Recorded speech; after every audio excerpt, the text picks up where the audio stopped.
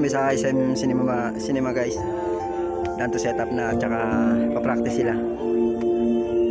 Ito yung mga staff, mga crew. Ito si Boss DJ Christian. Ang kuya ko. At ang magaling nating lightsman. At yung driver natin. Kapatid ko po yan. Ito lang yung mga gamit natin guys. Isang dalawang sub, dalawang mid-eye. Kasi ito yung ano natin, yung ano natin na parlate natin. Hindi pa tayo naglagay ng backdrop dito kasi may nagpa-practice pa. So ayun lang guys, ito lang yung mga gamit natin.